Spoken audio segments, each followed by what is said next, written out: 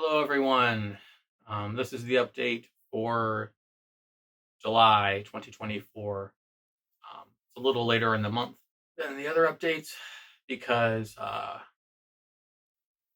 my appointments were later in the month. I wanted to wait until they were done before I recorded this video, but I am not doing so hot today. My vertigo stuff is acting up big time. So let's get right to it. Health stuff. Not great. This has been the worst day in a minute. Like it's bad every day. I still have the vertigo symptoms every single day, but they fluctuate. Everything sounds canned right now. Like I need to pop my ears, but I can't. That kind of thing. Like the pressure. Like if you're on a plane and you have that pressure, that's what it feels like. I feel very echoey as I talk. I do apologize again, as always, for three things this time. One, the video quality. Two, the audio. And three, if I say and lose my brain a lot in this just because it's hard to concentrate. I wanted to record this as soon as possible after my last appointment this month, just so I had more time to work on it and or get Justin to help me to get this out before August. So yeah, I still have the vertigo every single day. It fluctuates. I've been given exercises to do, but it's a lot of stuff I already do every day in my neck stretches anyway. So it doesn't seem to do much. This month I had appointments with the pain management doctor and a follow-up with the liaison for the neurosurgeon or the neurosurgery department in general. She doesn't work for like one surgeon. The pain management doctor went pretty poorly. I was there for almost 3 hours. And I saw three people that day. I saw when you ever go to the doctor, you have like the nurse person you talk to. Well, I had two of those. But yeah, out of the almost 3 hours I spent at the pain management place, I talked to the doctor for 5 minutes. And that's not an exaggeration.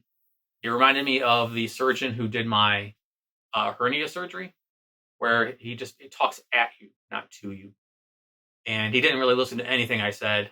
He was giving me advice that you could tell was blanket advice. I guess tell me like, your spine feels better when you lean forward because the compression isn't there. And I'm like, my spine doesn't feel better when I lean forward because bowling ball toothpicks, gravity is weighing it down. If I lean forward, it's worse.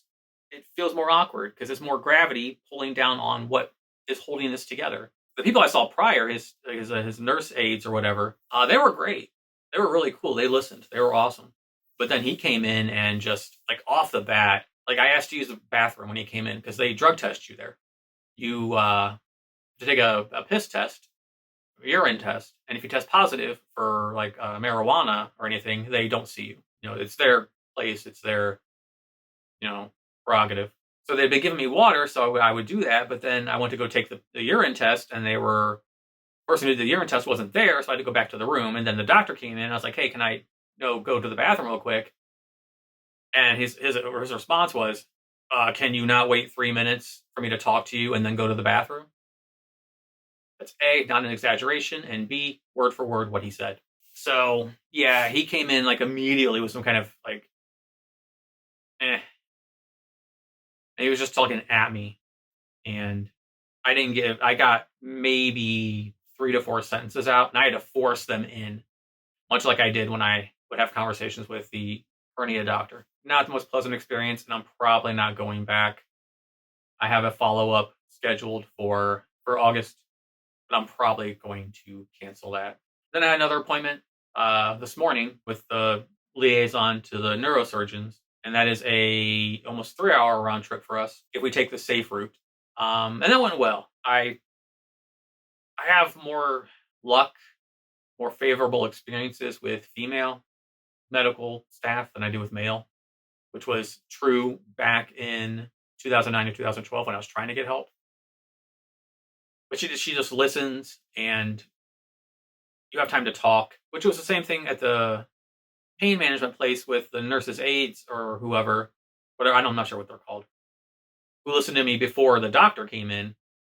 Like they just listened and they took notes and they ask questions, and so does the lady I saw today. She just asked questions, and she even like got a pen and paper for me so I could draw out exactly what this is, because it's hard to explain to people. And I think it's just frustrating because not only is it hard to explain, I can't get anyone to admit they've never seen a case like mine, even though they kind of admit they've never seen a case like mine because they don't know how to treat it. So I have an appointment with a surgeon in October, but it's early in the morning, so that's good. And then I have an appointment with a new pain management person that she said was highly recommended. But not an appointment. I got a referral. I'm sorry, referral to see this person.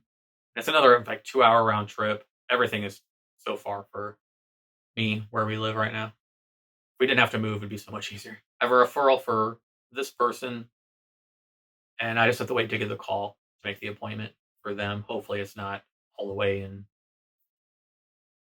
Um, yeah, like there's more I wanted to say. Like I had kind of this planned out in my head last week when I was like kind of going over it, but I have the ENT and neurologist appointment in about a week and a half. They're back to back days. They cannot come soon enough. My worry is that it's going to show nothing's really wrong with me. Um, Speaking of tests, I had the brain scan twice, the MRI for the brain twice, one with and without contrast. I hate MRIs. I'm claustrophobic. It's not a fun time, and the noise is scary. I'm not gonna try to make the noise because my throat really hurts. Those came back good. I had the second one because the doctor wanted to just be sure, so I had the second one with contrast, which I don't know why they just didn't do it first time. But that's okay. So I don't have any brain stuff going on. So good. The MRIs on my neck, like from here to here, I guess, back here, but here to here, I guess. So those show some degeneration in between the vertebra. Like there's no padding really anymore, which I might need to break out the neck stretchy machine I have. It's like a hand pump thing. Don't like using it; it hurts. But it will at least stretch out the discs and whatever the terms are for your spine. I'm forgetting so much. I know I am. I even had her name was Maggie. I'm gonna call her Maggie, the lady I saw today. I even had Maggie like feel my spine up here. And whenever you get that, oh my God, response from someone, it's like, yeah, thank you. Like it's like validation, like something is wrong. The MRI showed those issues, but nothing else. Nothing else. Nothing that she said was just troublesome, I guess. And I do apologize again for my brain. Yeah, one of the things the pain management doctor said to me as he was leaving is like, "Oh, you just have arthritis in your neck. It's fine. It's normal." I probably do have arthritis in my neck, but what's going on with me isn't fine, and it's not normal. It's not. Like I was telling Maggie today, when I went to physical therapy, which was awful, I just felt like it was redundant. And it was one of those things where what's wrong with me isn't that I'm not turning my head side to side enough every day. I do that. I do neck rotation exercises. It's like the issue isn't that, I'm not doing this enough. The issue is that the muscle will not grow and stay because of the way my spine goes into my head. It's at a more severe angle. And so gravity is pushing and pulling down on it. So if anything, so the body's having to like redo muscle memory, but instead of being up here like this, it's like this. And this is causing the muscle to snap out. It'll grow back slowly, but then it'll come right back out again. I had a spasm at the office today. Like something's just like my fear is that I was alluding to this before. Is my fear is I'm going to go to the ENT and the neurosurgeon and nothing's. They're going to. Oh no, you look fine. Everything's fine. And it's not. Something's wrong. Like I am really scared that something's going on here that I would really rather not. But I'm still convinced that the second time I had COVID that led to the shingles, that led to the inner ear thing, that led to all of this happening. I think the second time I had COVID did some damage to me. And it's just now a matter of trying to find out what. Because it feels like whatever happened lives here, it nests in my lungs, and it just has manifested it. So I try and talk as little as possible. This is an exception. I'm going to pay for it. I'm already am. My throat really hurts right now. My throat feels swollen. My esophagus, like if your esophagus was this big, it feels like it's this big. Like I don't have trouble eating or swallowing food or drinking or anything. It definitely is. It's uncomfortable. My tongue is still swollen in my mouth. I've had to reteach myself how to talk so I don't slur, which is just talking kind of louder and more. Like I have to talk like out of my mouth instead of from my mouth. I know that probably doesn't make sense. Like I'm still just very aware of my ear canals. Like I can feel them. They feel inflamed. My sinus cavity, my nasal cavity feels inflamed. So things just aren't very fun right now. They weren't before with just this. Now I have this on top of my belly from the hernia surgery, and it just still doesn't feel right. I have lost about 20 pounds, 25 pounds since the surgery in October. So it's just been gradual. And that was a conscious effort. And I did it mainly just so I wouldn't have, because when I gain weight, it's all in my belly. I might have mentioned this before. So I look kind of the same, but my belly and my back and stuff is just like a tire. It just, so I can wear baggy clothes and hide it. Yeah, I did it just so there was less pressure and less gravity on my stomach area so that this could heal better. That was my thinking. Life is tough. How are things outside of the health stuff? Justin's great. He is. He's right there with me every step of the way. Just so patient. And I'm very lucky to have him.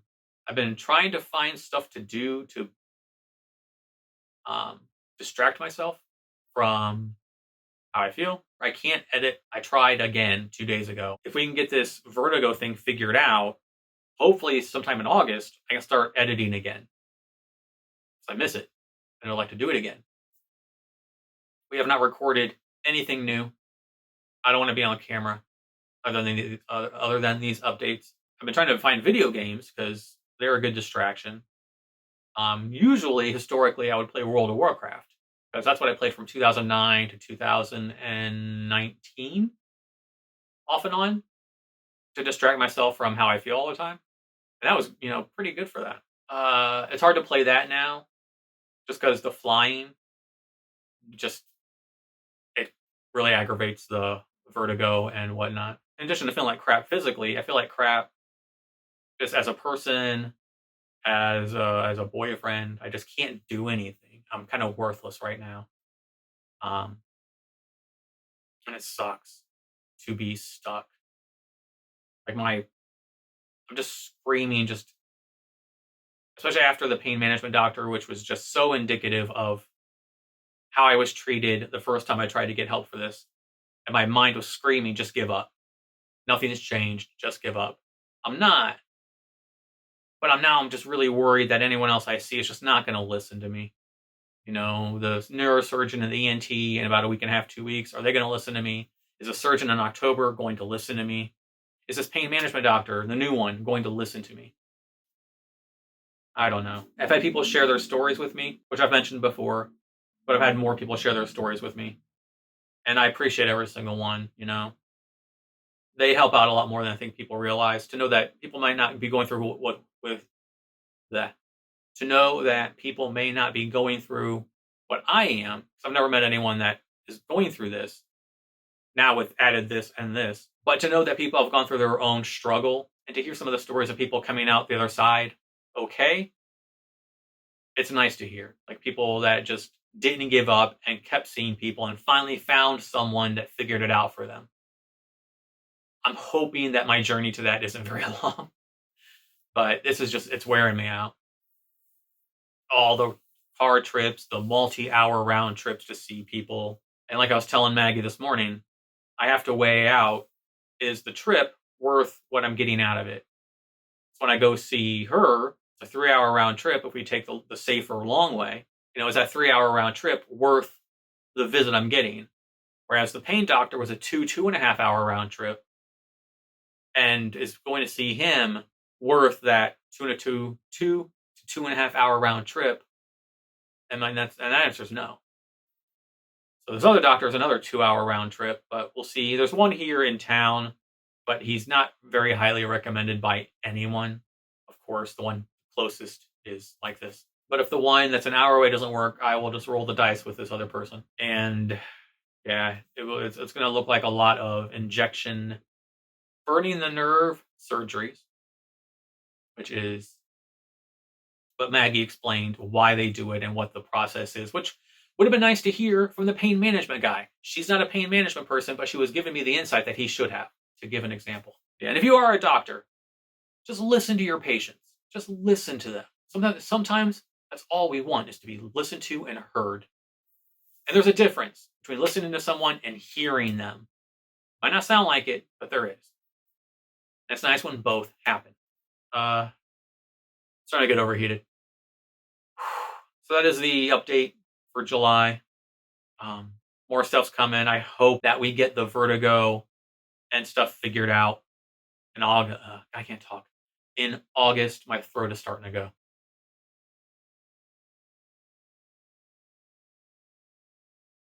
But I have to go now.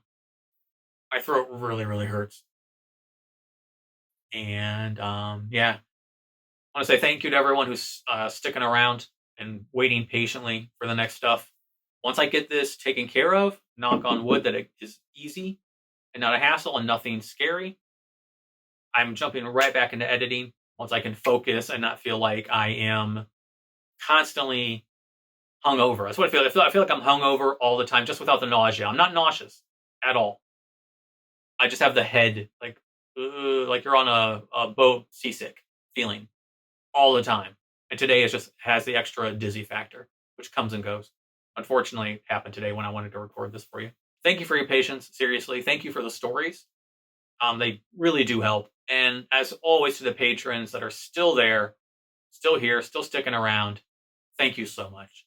I wish there was more I could do for you as far as anything extra. All right, that's all for me. I have to go and rest my throat for the rest of the day and sit down and try not to move as much as possible. So thank you all so much. And yeah, I'll see you in August with another update video. Hopefully we have some good news and some progress. But if not, I'll let you know then. So until then, once again, for the 5th or 6th time, thank you. I mean it so much. And I will see you and talk to you soon.